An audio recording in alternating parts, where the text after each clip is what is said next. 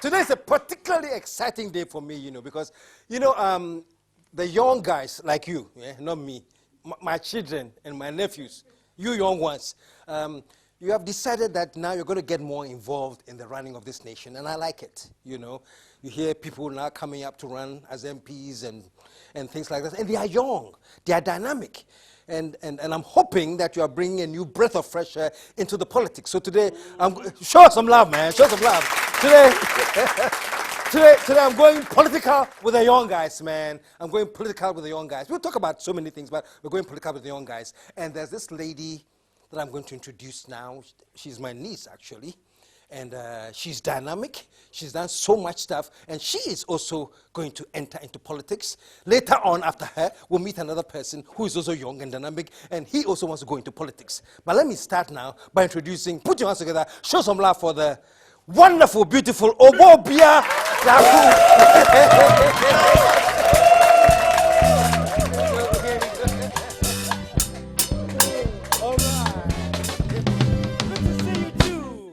Wow, welcome. You're looking great, man. Thank you. How are you? I'm hanging, Refusing to grow as usual. Well, that's what they say. They say, okay, so they say, but you don't know. The bones tell a different story. Really? Man. Oh. Early in the morning. I go up, I'm very, very healthy. I go to sleep after the gym. I wake up, Mrs. C. Oh, the bones just wants to remind you.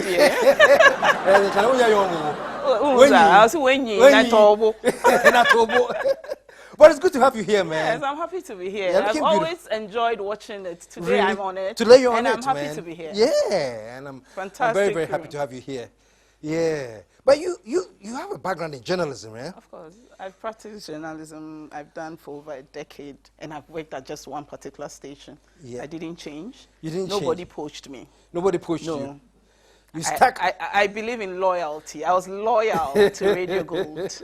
So nothing could change my mind. Wow. And I enjoyed working there. And then we became like one big family with Babo leading us. Yes. He was the class prefect. Yes. So I enjoyed working there. Nothing could change my mind to move to another station. Really? As people were being poached and running around to better stations. A few people had come to talk to me, a few stations, up and coming stations, but I simply was not interested. Yeah. I love Radio Gold. Wow. Yeah. Still. Yeah, still. The power and the glory.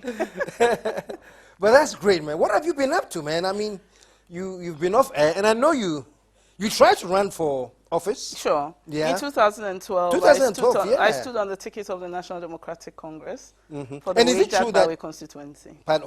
For the Wajak constituency. Okay. And from what I heard, you were capsized by a 68-year-old lady. Of course, yeah, sure. And that's the whole idea, you understand me? Yeah. People simply think that because we believe in these colors, no matter what kind of brains, what kind of quality of person you bring, we will still vote for these particular people. So I just simply always tell myself that I think that one day the dynamics of the politics of this country should change. You understand me? Politics is not about which colors you believe in. I believe that politics should be about issues. It should be about what you can do for the people. Because you go and represent the people. And when you represent them, you don't represent them because you are NDC or NPP. Because you cannot say that because you've won as a member of the Parliament, you're just going to work for the party that you won on their ticket. Yeah. So I think that one day we should be able to change dynamics of political. But how do you think, or what do you think can be done to change that? Because that is very steadfast. It will take us to change it. It won't take anybody. There's no school that we have to go to get the training, or there's no lecturer that is going to take all of us into a classroom and tell us exactly how to change the dynamics of the politics of this country. It is about us. You have a certain middle class that simply thinks that they understand all issues, they can deal with issues simply because they are middle class, but they do not want to even get into politics to help change the dynamics of it. I remember my family members got so upset. I was called into a family meeting where I decided to run for Oh, you're held to a family meeting? Of course. You know, when you go into my family, my father comes from Pime Kropong. Okay. Clearly, I'm sure the name rings a bell. Oh, yeah, of course it does. And it's difficult to be an NDC member in that area. Clearly, everyone in my family is NPP. Yeah. So why would you want to be an NDC member? That's even enough. Why do you want to go and run for the ticket of like going? The NDC. Yeah. Why would you do that? So the problem was not that you were going into politics, no, but you were going to run on the NDC ticket. Of course, if you're running for them, they you would have been okay. did not understand it, and I still have family members who simply can't even get themselves to say hello to me when they meet me at family meetings or gatherings or social gatherings or anything. But I simply am not bothered. I'm determined, I'm focused, and nothing will change my mind. I believe in the National Democratic Congress.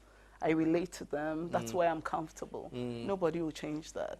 What I want to do for humanity and how humanity will remember me when I'm no more is what is important to me, and nobody can change my mind. Wow, wow, wow. Just a love, man. So the next question I'll ask logically is, okay, you want to do something for humanity. Of course. You want to create change for humanity. Yes, even if I can't do it nationwide. I you can do it for the people I live with. Exactly. I run for a constituency that I live in. I live in the constituency. I lived there for 10 years. So I know what they go through in the constituency. So I simply thought that they needed somebody who lived there, understood the issues. Because if you don't live in it and you don't understand the issues, you cannot work in it, you cannot deal with the situation. You understand me? But they simply did not, they simply thought that I should have come on another ticket and it would have been easier for me. But even when I lost my elections, I still was not deterred. I continued to work in the constituency. I've done so many things. I'm sure that you know about it. You've read in the newspapers, you've watched on the television. And I continue to do it because it simply has not changed anything just because I lost an election. Has not changed anything. It has even made me a better person. Yeah, so strategically, of course. Are you going to continue doing that so that you can now convince them to win power, or is it because you really want to change the community? I really want to change the community. But that doesn't mean that I'm not going to contest again. I'm going to contest. And I want to lead the people in the constituency. I believe that they deserve somebody who's selfless. They deserve somebody who understands the issue. They deserve somebody who lives with them, shares their pain, and understands exactly what their problems are. And I will put myself out there again. I know that I have worked so hard from 2012, and now they understand that it is not about political colors. It is about who can do the job. You live in a constituency that you lost an election, that you have a member of parliament, but clearly when you walk in the constituency, people point at you and say that that is the MP. Isn't that interesting? It's exciting. It gives me the strength to continue doing what I'm doing, and I'm happy about that. All right. Having said that, generally, our politics in Ghana, like you say, you are fighting hard because you think you are qualified to make a certain level of difference. But, of course, your name doesn't belong to a certain party. And it's not just your party, it's across. You know, well, with all, you know, if there's somebody called, and this I'm doing with all respects, Alavanyo Segbafia or somebody like that, you know. Why is he not in NDC? Yeah, what's he doing to run in on MPP? an MPP ticket? That question will come up. Is that just natural? We need to change our mindset. We should think about the people we represent. That is the most important of everything that we do. Because it is about the people. When you take the mandate of the people, you have to give them what you promised them. It's not about taking the mandate and just sitting somewhere, enjoying yourself. And people simply think that you go to parliament and go and take the 4x4s and you get the monthly rent and all that, and you forget about the people. No. Is that has to change. Yeah. But is it because that's happening? Because that's the because refrain. It is happening. Yeah. And that's why the people simply are getting tired, sick and tired of voting for the people, because they simply think that you come to take the mandate, you get lost in the midst of everything, come back when it's election and tell us to re-elect you, you understand me? What's the point? If you are not up to the task, you're not ready to do the work, Yeah. don't go and ask for the mandate of the people. Yeah. So in effect, politicians are the cause of that Well, because they haven't delivered. most of them. Yeah. I'm not saying all of them. Yeah, Most of not- them. yeah. And that's why we always get these problems about people going to get re-election and all, and they simply lose their primaries. You understand me? If you have run for a constituency for 12 years, and you simply cannot show even public toilets that this is what I use my common fund for, what's your business giving you another 4 years? I will not advise anybody to do that. I'm saying that I will come to you, tell you that within 4 years, I can do A, B, C, D. Vote for me. If you believe in what I've told you and you give me the mandate, when I win, that is my priority. And that's what I have to do for you. Because you have put your trust in me. You believe that if you give me the mandate, I will do what I have promised you and I'll deliver it. So, of course, why you have shouldn't to- I? yeah. But Is it they the always case- yeah. forget Yeah. what they've promised the people. Yeah. I've And that's heard- when yeah. we start getting all these feedback from their constituents and all when they go back to seek for re-election. Yeah, and there's also the talk about, well, you go into parliament and it's mostly about legislation. You're there to make laws. Yeah, to change policy. What happened to the people who put you there? That's the thing. They say the politicians are promising to do certain things in the community. Meanwhile, their powers are only limited to that of being legislators. How do you react to that? No, but I simply think that when it comes to the work of parliament, you have to do it. You understand me? You have the mandate to do it. But why do you forget about the people who put you there? Yeah. It's simply not on. And I simply think that when people go to the, I call them foot soldiers and all, when you go to them and tell them exactly what you want to do for them, remember to fulfill your promise so that they don't feel stabbed in the back. Okay. Well, let me get personal now. Let's talk about Obuobia, the personal, what do you do to relax? Who is Obuobia outside of politics? I drive. I'm a very good driver. I take long drives. Really? Yes. Oh. I Just to cool down? With my loud music and I'm off. Really? I get my chalewote and my shorts and I'm off. And what kind of music That's do you listen when to? I unwind. I listen to a lot of romantic music. I listen to all these cool jazz, classicals. I don't like the noisy ones. Sometimes I do when I'm all in the midst of my friends and all. But I just want to cool it off with something very slow. A very good classical music and I'm off. I drive, I unwind, I correct all my mistakes in my head and I come back fully relaxed. My strength is renewed. Any particular place you go to when you drive or just... I love to sit at the beach with my storybook. I read a lot. So I sit down, I read. Sometimes I put the book aside. I just look at the sea. So Obuobia married? No, Obuobia has been married before. Oh, he's been married before, sure. yeah? But I'm a very fulfilled single mother of two. We have 2 kids? I have 2 boys. 2 boys. My eldest son is 16 years old, and my younger son is 13 years old. Oh, wow. Any possibility of remarriage, or you're cool now? And I'm not sure about that. It's not my priority. Not your priority. I simply shy away from talking about marriage issues because I think that people think it's a bit sacred. People simply do not want to touch on those subjects because it's a bit sensitive. I'm sure that you don't want to know my opinion about... Oh, I'd love to know. We live in a society that people simply think that when you are not married, there's some kind of myth about it. I don't believe in it. I believe that I am single. I've been single for 10 years. I've looked after my kids beautifully. I live with them, and the 3 of us have become like...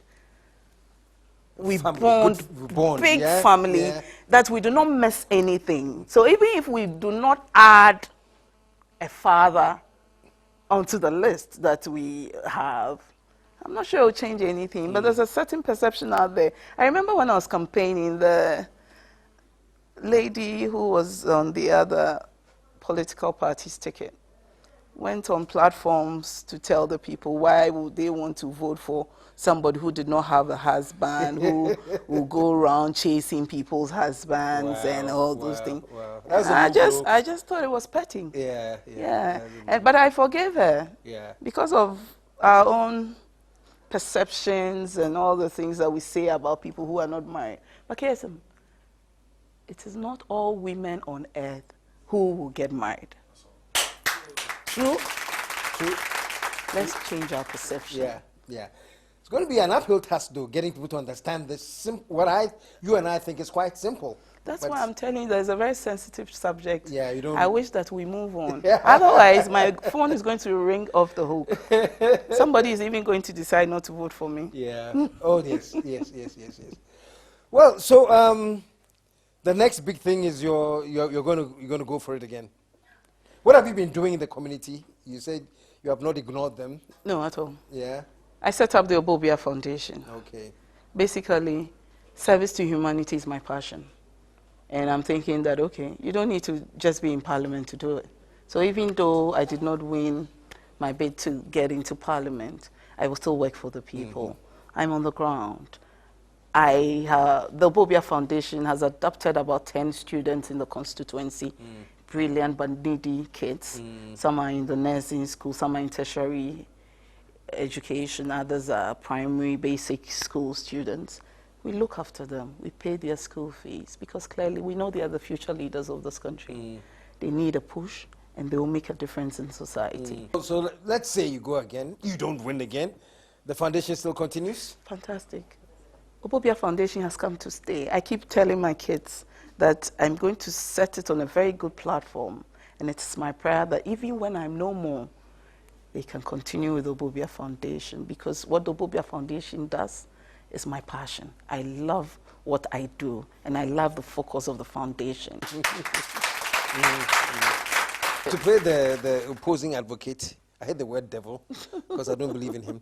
But so I say, okay, well, she can do that, you know. She didn't win, but her government is in power. They are giving her money to set up foundations.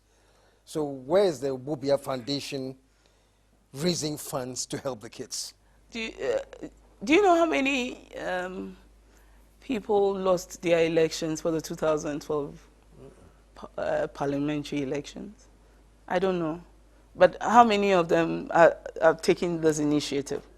You can choose to go to bed and come back in the next year and contest. Who is going to ask you? You don't owe the people anything, because at least you came to tell them that they should vote for you so that you can give them A, B, C, D. They didn't buy your message. They didn't vote for you. So you have no obligation. You are not abided by anything. So simply you can lose elections, go to bed, and come back again.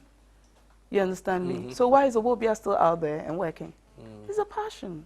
It's because I love to do what I'm doing. And I've told you, when I'm no more, I want to be remembered for what I did for humanity. And that is my passion, and I'll continue to do it.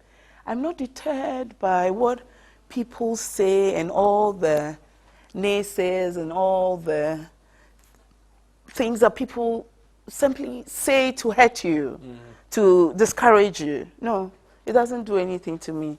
It makes me stronger. Show us some love, man. Show us some love. Do you gym? You have a personal trainer. Well, Pulse Fitness, who are associated with us, they're giving me a 3-day guest pass to give to all my guests. So just in case your trainer doesn't show up and you feel like... You should come with me. Yeah, I will. There's one at Thank the Lizzie Complex Center, and there's one at the World Trade Center. So that's for you. Thank you. As a KSM guest. 3-day free pass. If I have to come and drag you out myself, I will. I can't wait. Put your hands together for her one more time, man. Obuobia, thank you so much for coming, joining us, and wish you all the best. And we'll talk to you again. Very I'm sure. soon. Yes. When I have won my primaries. When you've won the primary. And I've won my elections. There. There. Okay. Thank Put yours you. together. Obuobia, Darko. The KSM Show.